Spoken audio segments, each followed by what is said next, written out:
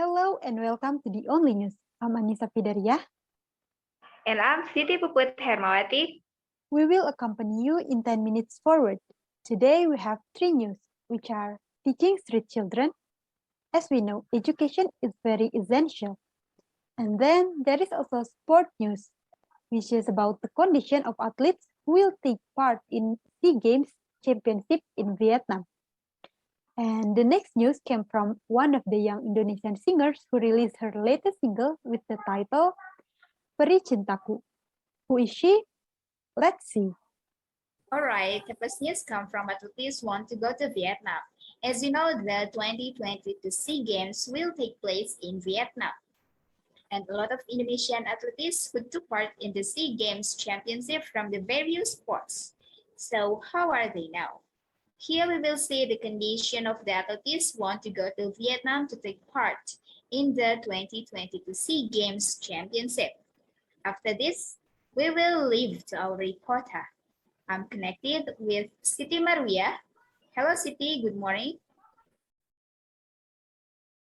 All right, good morning. Now I'm with the athletes who want to go to Vietnam to take part in the 2022 SEA Games Championship. And now I will ask the Chef de Mission SEA Games Vietnam, Fadillah. Let's ask more about this. Good morning, Mrs. Fadillah. As we know that football and rowing will be the first sport to go to Vietnam. So when will the match start?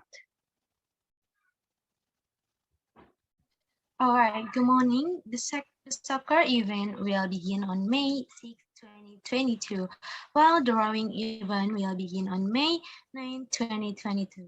Both the sport branches will begin the competition before the opening ceremony that will be held on May 12, 2022. All right, how is the conditions of the athletes?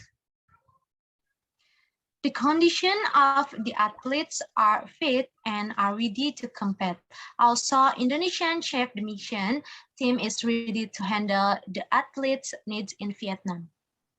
All right, as we know that the Indonesian contingent for the SEA Games in 2022 in Vietnam consists of 499 athletes who will participate in 32 out of 40 sports branches. And then the Indonesian contingent received additional athletes for the men's indoor soccer, 14 people, cycling 6 people, and swimming 1 person. Thus, Indonesian athletes must prepare consciously in order to participate optimally in the largest sports event in Southeast Asia. That's all for me. Back to the studio. Thank you. Fantastic. It seems that the readiness of the athletes in the 2022 SEA Games Championships has been maximized. Hopefully, they get the best results and can make the nation and country proud. Now, let's switch to the other news. Providing education and knowledge can be done by anyone, to anyone, and anywhere. At this time, many children want to study, but they have limitations in the economy. For example, street children.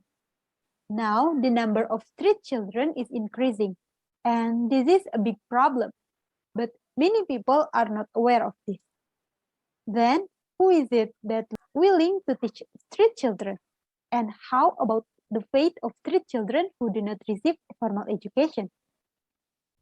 Here we will see how students at one of the Tasikmalaya University, namely Siliwangi University, run of the Teaching Street Children program as an effort to educate the nation's children. Shortly, we will be going to leave our reporter in the area. I'm connected to Siti Marwiyah, who is now in Tasikmalaya. Hello, Siti. Good morning. All right, good morning. Now I'm in Mangkubumi, Tasikmalaya.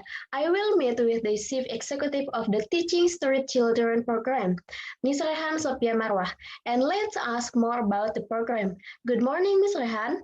We heard that you are the person in charge of the Street Children program. Is that right? Yes, it is. And what is the plan for the Teaching Street Children program?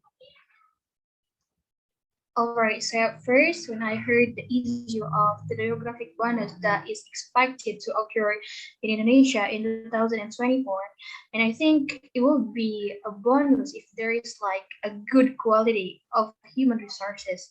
But in reality, seeing the quantity of street children is increasing day by day, so I think that's like a big problem for me.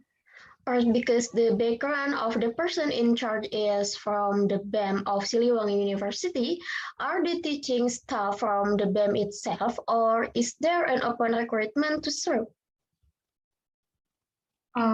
So to teach, it is like there is like open recruitment for volunteers, and they want to be as free as possible. I mean, like anyone can join, whether it's from the organization, the Siliwangi University students, and even outside of the university, it's possible to join this activity. May I know how do street children view this education? Do they see education is important? Yeah, I think so. So they think that education is important, but there are demands outside of education that require them to provide themselves and provide their family. I mean, like how we can think of education when our stomach is hungry. So they prioritize filling their stomach first, providing themselves and family. And then after that, because they are too focused on filling their needs, they ended up neglecting education. But as far as I know, that they are still entitled to education, and I was even more certain to conduct these programs after hearing this reason. All right, so that's why you implemented this program, right? Yes, exactly. I implemented this program and asked students from both on campus and off campus to collaborate in providing education to street children. This program is actually held every week in Mangkubumi and training center in Tasikmalaya. So what do you think will make this program success? I think it will be a sustainable. This program must incorporate the concept of sustainability so that children's education can benefit them both today and in the future. All right, thank you for your response, Ms. Rehan. That's the response from Ms. Rehan, the Chief Executive of the Teaching Street Children program regarding the program she implemented in Mangkubumi, Tasikmalaya. Back to the studio. Thank you. Thank you, Siti, for the information. This program is an excellent way to contribute to the Indonesian nation's development by offering education to street children. Students who acquire a proper and appropriate education have a responsibility to continue their education and share their knowledge with those who are unable to attend school. This program is based on a pressing need that we must all work together to address. Students and even the community can work together to help this vulnerable group receive an education. All right, the next is news from a young, beautiful, and talented musician who released the song entitled Tri Cintaku. She is Ziva Magnolia. Immediately, how did Ziva respond? After 2 years, we were hit by a pandemic. And now she has re-emerged in the music world. Here we will have connected with Siti Marwiyah. Good morning, Siti. Yes, good morning. Now I'm with Ziva Malgoya. Ziva, how do you feel after joining the Indonesian music industry for several years? I feel like I lost the faith I once had in myself during the past couple of years.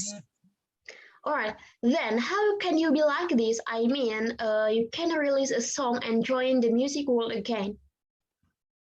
Until finally, like, I could open up and will myself to contribute and give more effort than before. That and also will myself to simply believe and rely on God. That's what I have always remembered, and that's what I feel right now. All right, I see. Thank you so much, Ziva, for your response. All right, that's Ziva's response regarding her return to the world music. Go back to the studio. Thank you. Thank you, Siti Marwiyah, for the information. That's the news that we can convey this morning. Keep watching the latest and most up-to-date news only at The Only News. This has been 10 minutes with us, Aniisah, Fidaariyah, and Siti, Puput, Hermawati from The Only News. Thanks for watching. See you again for another 10 minutes of The Only News. Good morning, good people. Audio Jungle.